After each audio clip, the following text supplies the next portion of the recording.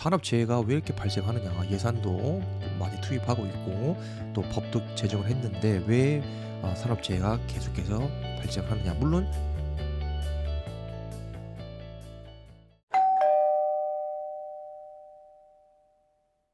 More safe, 더 안전한 산업 현장 Better life, 어제보다 더 나은 삶 산업재해뿐만 아니라 마음의 재해도 예방해드리는 LFE 연구소에 오신 여러분을 환영합니다. LFE 소장과 함께하는 쉽고 재미있는 산업 안전에 관한 이야기 준비되었으면 구독과 좋아요 눌러주시죠.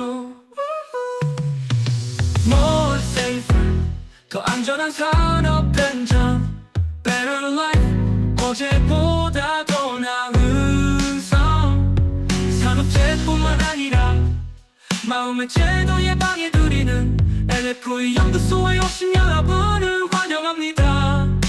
LFE다. LFE 소장과 함께하는 쉽고 재미있는 산업 안전에 관한 이야기 준비되었으면 구독과 좋아요 눌러주시죠. 여러분 반갑습니다. LFE 랩의 이소장입니다. 오랜만에 영상을 올리는 것 같습니다. 바쁜 일들이 겹겹이 겹치면서 정신없는 2주를 보낸 것 같습니다. 여러분들 삶은 어떠신지 궁금합니다. 바쁜 게 중요한 게 아닌 것 같은데 참 살다 보니까 일에 취해서 눈앞에 당장 해야 될 그 일에 마음이 좀 많이 동요돼서 제 자신의 건강이나 주변 사람들을 잘 돌보지 못했던 그런 좀 소홀했던 그런 느낌이 듭니다. 자, 여러분들도 24년도 거의 다 지나갔죠. 자, 매번 하는 말입니다만 저한테도 하는 말입니다. 저도 스스로 매일 채찍질을 하면서 살고 있습니다. 물론 빡빡하게 살고 싶진 않아요. 그렇지만 제가 원하는 조금이라도 더 나은 삶을 위해서는 제가 하기 싫어하는 일들 그리고 어려운 일들을 도전해야 되기 때문에 그 과정에서 그걸 결정하기가 정말로 쉽지 않아요. 그래서 일단 하면은 관성의 법칙에 의해서 계속 하게 되는데 그거를 할까 말까 하는 그런 실랑이가 굉장히 많은 것 같습니다. 아침에 일어날 때도 마찬가지죠. 주 5일 이상 조깅을 하는데 5에서 10km를 뜁니다. 근데 그 순간 지금도 몇 년째가 됐는데도 불구하고 아침에 일어나는 그 순간 찰나가 굉장히 힘들어요. 그래서 그 순간만 지나면은 그냥 나가서 그냥 기계적으로 또 반복적으로 운동하면 되게 좋은데 그 순간이 굉장히 어렵습니다. 그래서 박차고 일어나서 물 한 잔 마시고 바나나 하나 먹고 운동화 신고 그냥 나가면 되는 건데 그 과정 나가는 게 문제가 아니고 일어나는 그 과정이 굉장히 쉽지가 않다 이렇게 봅니다. 그래서 좋은 습관이 한번 들여졌다고 해서 이게 계속해서 가느냐 그런 건 아닌 것 같고 제가 봤을 때는 우리 인간인 이상 항상 이 저울질하는 것 같습니다. 그래서 좋은 습관들을 선택하고 내 안에 있는 그런 선과 악이 있다면은 선을 선택하고 취하는 그런 행동을 했으면 좋겠습니다. 자, 상황과 환경은 사실 쉽게 바꿀 수가 없죠. 그렇죠? 주위에 있는 사람들 한번 생각해 보면 저도 제 가족 한 사람 바꾸기 무지하게 어렵습니다. 그리고 제 부모님도 최근에 이제 추석이 있어서 막 놀러 갔는데 70평생 넘게 사셨는데도 아버지 어머니 다투시고 또 이해하지 못하는 거 보면서 그 답답하고 화도 나지만은 제가 깨달은 건 뭐냐면은 평생 살아도 다른 사람 마음을 이해할 수는 없구나 그런 생각을 들었습니다. 그러면서 깨달은 거예요. 인사이트는 뭐냐면 내가 다른 사람들 변화시키는 것보다 내 자신 스스로를 먼저 변화시키는 게 낫겠다. 내가 그런 사람이 되었으면 좋겠다. 그런 생각들을 했습니다. 그래서 사람이라는 게 참 변하기가 힘듭니다. 그래서 이게 안전적인 측면에서 볼 때도 휴먼 에러를 방지하고 산업재해를 예방하기 위해서는 포인트는 일단은 근로자죠. 그렇죠? 근로자가 산업재해, 중대재해를 당하는 건데 불안전한 상태에 있다 하더라도 불안전한 행동이 결합되지 않으면 산업재해는 발생하지 않잖아요. 그렇기 때문에 그 비율이 약 88%라고 말씀드렸잖아요. 통계에 그렇게 나와 있습니다. 그러니까 아무리 그 방호장치가 안 돼 있고 산업 현장이 지저분하고 하더라도 불안전한 상태가 되겠죠. 그게 10%입니다. 그리고 88%는 근로자의 불안전한 행동이에요. 그러니까 근로자가 하지 말아야 될 거, 근로자가 들어가서는 안 될 곳을 들어간다는 거예요. 그렇기 때문에 이 88%, 저는 90%까지도 뭐 충분히 가능하다 봅시다 우리. 그러면은 이 근로자를 교육하고 훈련하고 뭐 이런 것들이 다 이 근로자를 안전한 행동을 하도록 유도하기 위한 건데, 그런 면에 있어서 반드시 교육과 훈련은 병행돼야 되고, 저도 이제 과거에 돌이켜 보면은 안전교육 한다고 하면은 먼저 어떤 생각이 드냐면 피곤한 시간, 자는 시간, 이런 생각이 들어요. 그리고 저도 이제 거의 한 달에 두세 번씩 출강을 나가는데 관리 감독자나 위험성 평가 담당자 교육을 나가고 있어요. 근데 2시간 강의를 하는데 거의 70% 이상이 관심이 없습니다. 보면은. 그러니까 왜 왔는지도 모르고 왜 들어야 되는지 명분이 없어요. 동기가 없기 때문에 이분들이 그냥 와서 멍 때리고 가다가 휴대폰 게임 하다가 간단 말이죠. 어떻게 산업 현장이 발전이 되겠습니다. 그래서 제가 이 딱딱한 그 법 내용 가지고 강의하면 다 잡니다. 그렇죠? 그것은 수면제예요. 그렇기 때문에 칠판에다 화이트보드에다가 왜 오셨는지, 여러분들 지금 뭘 해야 되는 건지 물어봅니다. 참고로 여러분들에게 왜 오셨습니까? 무슨 법에 의해서 오셨습니까? 해도 몰라요. 중소기업 입장에서는 인력이 부족하기 때문에 아무나 보내는 것은 맞는데, 대표님 그런 거죠. 가야 되니까, 법적으로 가야 되니까 너 가라 이렇게 해서 갔는데 자기는 주소하고 그 이름만 알지 왜 받는지 모르는 거죠. 그런 그 관리 감독자나 이런 산업 현장의 안전을 위해서 힘써 주셔야 되는데 무슨 그 의미가 있겠어요. 그러니까 이게 바뀌어야 된다고 저는 생각합니다. 산업 재해가 왜 이렇게 발생하느냐? 예산도 많이 투입하고 있고 또 법도 제정을 했는데 왜 산업 재해가 계속해서 발생하느냐? 물론 주로 그 편차는 있습니다. 줄어들었다가 또 굉장히 큰 사건 사고가 재해가 일어나기도 하죠. 근데 제가 봤을 때는 이 근로자, 이 88%의 근로자의 마인드입니다. 그래서 제가 산업 그 안전 심리학이라는 그런 내용이 꼭 필요하다고 저는 봅니다. 그러니까 심리가 들어가야 돼요. 이렇게 근로자들이 근무하는데 사고 나는 그런 확률을 가만히 보면은, 산재 나는 것을 보면은 이분들이 몰라서가 아닙니다. 그렇죠? 몰라서 방호장 제재하는 게 아니에요. 그렇죠? 심리입니다. 심리. 그래서 생산성을 굉장히 중요하게 생각하는 그런 엄한 작업 환경에 있다면은 에러를 발생할 수 있는 거죠. 알면서도 그 현장에 맞게 해야 되니까 그런 것도 있고, 또 집에서 다투다 왔어요. 와이프랑 대판 싸웠어요. 아니면 저녁에 술 많이 먹고 왔어요.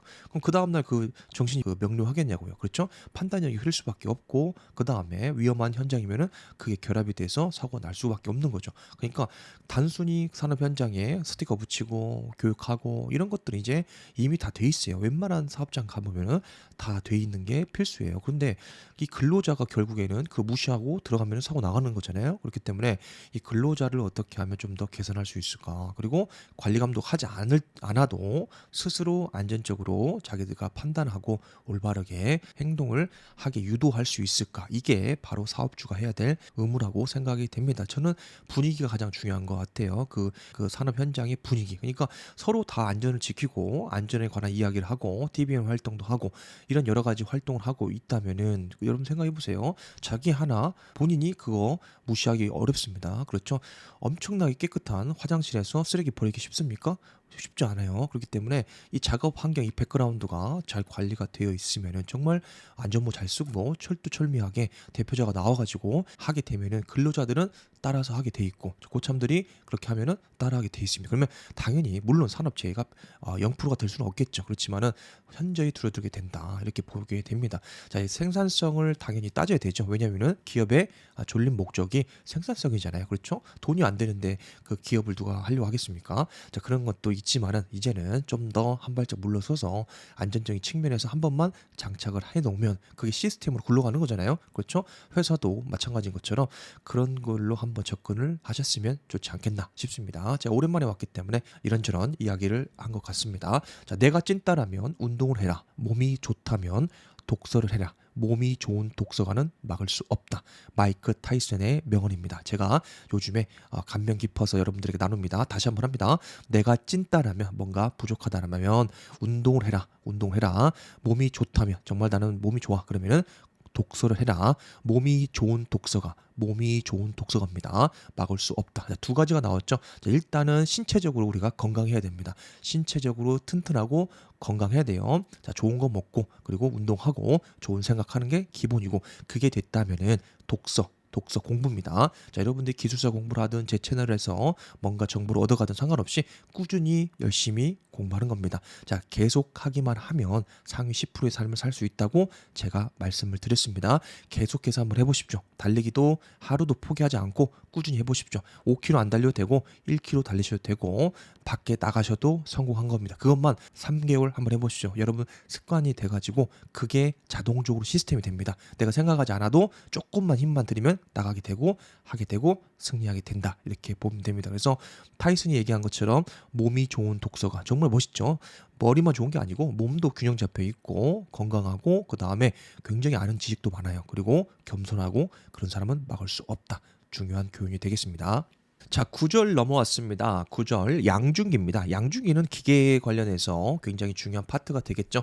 혹시라도 기계 안전 기술사 있죠. 그 공부하신 분들은 아마도 저보다 훨씬 더 잘 아는 파트라고 생각이 됩니다. 9절 양중기를 한번 보시면은 일단 양중기는 우리 대부분 알잖아요. 자, 산업 현장에서 양중기를 보지 못하신 분은 아마 없으리라 생각이 됩니다. 왜냐하면 양중기가 그냥 하나가 아니지 않습니까? 그래서 크레인, 뭐 리프트, 곤돌라, 승강기 이런 등등등이니까 하나는 있지 않을까 싶어요. 그래서 만약 양중기를 여러분들이 꼭 기억하시고 산업 현장에서 이것은 양중기구나라고 전체적인 흐름을 기억을 하셨으면 좋겠습니다. 자, 양중기의 정의를 간단히 보면은 위에 한번 봅시다. 동력입니다. 동력, 그렇죠? 수동이 아니고 우리 사람이 손으로 나르고 이런 게 아니고 동력을 사용해서 화물, 사람 등을 운반하는 기계 설비가 되겠네요. 그러니까 동력이니까 전원이 들어오겠죠. 그렇죠. 전원이 반드시 들어오겠네요. 그리고 때에 따라서는 열원도 필요하겠네요. 그래서 이 기준을 본다면은 외부 뭐 전기가 되겠죠. 그래서 동력을 사용해서 화물이고 또 사람 등을 운반하는 기계 설비류가 되겠다. 체크합니다. 자, 기본 핵심 이론이니까 한번 읽고 넘어가도록 할게요. 자, 양중기 한번 봅니다. 이것은 뭐 기본적으로 외우셔야 되죠. 산업 안전 관리하신 분들이나 시험 준비하신 분들은 필수입니다. 필수. 자, 크레인 리프트 저는 그래서 강의할 때 승크리곤이라고 암기법을 만들어 드렸어요. 자, 승크리곤입니다. 승강기 먼저 승 기억하시고요. 크레인, 크레인 위에 있네요. 크레인 호이스트 포함입니다. 크레인 그리고 리입니다. 리프트 쉽죠? 리프트 그리고 곤돌라 곤 기억하시고요. 자, 크레인이 있기 때문에 이동식 크레인은 안 한 겁니다. 곤 그래서 앞자만 따서 여러분들이 기억하시고요. 뒤에 있는 것은 여러분들 한번 읽어보시면 되겠네요. 자, 정의가 나왔습니다. 정의 같은 경우는 사실상 저희가 시험 보지 않는 이상 그리고 기술사 시험 정도 보지 않는 이상은 큰 의미가 없다. 그렇지만 한번 간단히만 핵심만 우리 찌르고 갑니다. 자, 크레인입니다. 크레인 굉장히 많이 보죠. 아파트 건설 현장 보면은 거의 우뚝 솟은 게 크레인이죠. 크레인을 보시면 됩니다. 중량물을 매달아서 상하 및 좌우입니다. 상하 좌우 기억하시고요. 운반하는 것을 목적으로 합니다. 기억하시죠? 크레인. 자, 크레인 호이스트 헷갈리지 마십시오. 호이스트입니다. 크레인하고 호이스트 보통 묶어서 기억을 하시는데 별도로 한번 체크를 합니다. 호이스트란 훅이나 그 밖에 달기구 등을 사용해서 화물을 권상 또는 횡행 또는 권상 동작만을 하는 양중하는 것을 말한다. 이해되시죠? 권상 동작만을 하여 양중하는 게 호이스트. 그리고 크레인은 중량물을 매달아서 상하 체크포인트 좌우 다 하는 겁니다. 기억하시면 좋겠네요. 자, 이동식 크레인입니다. 이동식은 바퀴 달린 거예요. 크레인이 있는데 일단 밑에 이동식으로 돼서 원동기를 내장하고 있는 것입니다. 그래서 스스로 이동할 수 있는 크레인을 동력으로 사용해서 앞에 내용 똑같아요. 중량물을 매달아서 상하, 좌우, 수평, 선에 다 할 수 있는 것. 그게 바로 이동식 크레인 끝이고요. 자, 리프트죠. 리프트는 동력을 사용해서 동력은 똑같아요. 공통이죠. 그렇죠. 움직이려면 수동을 할 수 없으니까 동력을 우리가 주입을 하는 거겠죠. 그래서 사람이나 화물을 운반하는 것을 목적으로 하는 것으로서 종류가 좀 있습니다. 건설용이 있고 산업용이 있고 자동차 정비, 이삿짐 운반, 리프트가 있겠네요. 4가지 정도만 여러분들이 기억을 하셨으면 좋겠어요. 종류만 기억하시면 됩니다. 곤돌라입니다. 자, 곤돌라는 달기 발판 또는 운반구, 승강 장치, 그 밖에 장치 및 이들의 부속된 기계 부품에 의해서 구성되고 와이어 로프 또는 달기 강선에 의해서 달기 발판 또는 운반구가 전용 승강 장치에 의해서 오르내리는 설비를 말한다. 쉽게 설명드리면은 우리 케이블카 생각하시면 됩니다. 케이블카 안 타보신 분 없죠? 케이블카 타보신 분, 그게 곤돌라 설비구나. 이렇게 여러분들이 생각하셔도 무방합니다. 자, 밑에 한번 그림 봅니다. 이동식 크레인. 자, 중요한 것은 크레인이죠. 크레인인데 밑에 바퀴가 달려 있어서 불특정 장소에 스스로 이동할 수 있는 동력이 공급될 수 있는 크레인이 이동식 크레인이다. 자, 바퀴 빼버리고 예를 들어서 지지대로 올라간다. 그러면은 크레인이 되겠네요. 고정식 크레인. 자, 고정식 크레인이라는 용어는 없고 그냥 크레인 그리고 이동식 크레인이라고 여러분들이 생각을 하시면 되겠네요. 자, 그리고 건설용 리프트입니다. 리프트는 수직으로 왔다 갔다 하는 거죠. 건설용 리프트입니다. 엘리베이터 생각하시면 되겠네요. 자, 곤돌라 나왔고요. 여러분들 한번 가보시기 바랍니다. 케이블카 안 타신 분은 꼭 타보세요. 자, 그리고 자동차 정비용 리프트입니다. 위로 왔다 갔다 하겠네요. 그래서 못 보신 분도 한번 근처 자동차 정비소 한번 가보시기 바랍니다. 자, 천장 주행 크레인입니다. 이 노란색이죠. 크레인이고 크레인의 구조나 등등등 해야 될 게 너무 많습니다. 크레인 공부하시면 되게 재밌어요. 한번 나중에 현장 가서 공부하도록 하겠습니다. 자, 5호입니다. 5호 승강기가 되겠습니다. 승강기도 우리 엘리베이터에 있는 우리 아파트 엘리베이터 승강기만 떠올리시면 안 되고 산업안전보건법상에는 여러 가지가 있다. 그 종류만 한번 짚고 넘어갈게요. 자, 일단은 건축물이나 고정된 시설물에 설치되어 일정한 경로에 따라 사람이나 화물을 승강장으로 옮기는 데에서 사용되는 설비다. 이해되셨죠? 참 이거 정의하신 분들 굉장히 대단하신 것 같아요. 저도 이거 읽어보면 알겠지만 어떻게 말을 이렇게 잘 정의를 내릴까 정말 대단한 것 같습니다. 자, 자동차 정비용 리프트라든지 이런 거 여러분들 느낌 오시잖아요. 근데 설명하라고 하면은 잘 안 나옵니다. 그렇죠? 그 자동차 정비용 리프트 하면은 자동차 정비용에서 쓰는 리프트 이거밖에 안 나오잖아요. 근데 어떻게 이렇게 뒤에 살을 잘 붙이는지 존경스럽습니다. 자, 그래서 누군가 이렇게 열심히 해놓은 거를 우리가 쉽게 공부할 수 있는 것은 축복이다. 이렇게 저는 생각을 합니다. 자, 그래서 한번 종류 한번 봅니다. 승객용이 있고요. 승객 화물용이 있습니다. 그리고 겸용이라고 하면 되죠. 승객이나 화물 같이 겸용으로 할 수 있는 목적이고 화물용은 당연히 화물 운반이고 소형 화물용입니다. 소형 화물용. 그래서 소형 화물 운반에 적합하게 설계된 겁니다. 자, 그리고 에스컬레이터가 있겠죠. 이것도 승강기입니다. 체크 한번 합니다. 자, 가부터 막까지가 있죠. 이어서 5가지가 있는데 승객용, 승객 화물용, 화물용, 소형 화물용, 에스컬레이터가 있다. 이것은 체크만 하시면 되겠습니다. 자, 화물용 엘리베이터 숫자가 나왔으니까 우리는 시험 봐야 될 사람일 수도 있잖아요. 한번 봅니다. 적재 용량이 300kg 미만인 것은 제외입니다. 제외라고 보시면 되겠습니다. 자, 133조가 되겠네요. 자, 전격 하중 등의 표시가 되겠어요. 자, 양중기, 자, 승강기는 빼고 달기구를 사용해서 작업하는 운전자 또는 작업자가 보기 쉬운 장소에 고대 해당 기계의 전격 하중, 운전 속도, 경고 표지 등을 부착해야 된다. 다만 달기구는 전격 하중만 표시하면 된다. 이 내용이 되겠네요. 자, 이것은 운전자가 휴먼 에러를 발생시키지 않도록 하는 조치다. 이렇게 보시면 돼요. 현장에 보시면은 지금은 건설 쪽, 기계 쪽인데 화공 쪽에서 보면은 안전운전 지침이라는 게 있습니다. 각 공정별로 안전운전 지침이 있는데 해당 공정별로 어떻게 작업을 안전하게 해야 되고 원료는 얼마를 투입해야 되고 밸브는 뭘 열어야 되는지 이게 지침입니다. 그런 것들을 다 게시하도록 되어 있는 거랑 일맥상통합니다. 그리고 MSDS는 당연히 부착을 해야겠죠. 자, 여기는 기계니까, 기계 설비니까 당연히 위험물질 별표 1을 안 쓰겠죠. 그래서 상관없지만 제가 비슷한 맥락으로 설명을 드렸습니다. 자, 134조가 되겠습니다. 방호 장치의 조정입니다. 조정. 그래서 정상 작동할 수 있도록 조정을 미리 해 두어야 된다. 이렇게 보시면 됩니다. 자, 우리 자동차 얼라이먼트 하죠. 자동차 바퀴 얼라이먼트 하듯이 조정을 해서 이 기능이 잘 작동할 수 있도록 해야 된다. 그래서 그 내용이 되겠고요.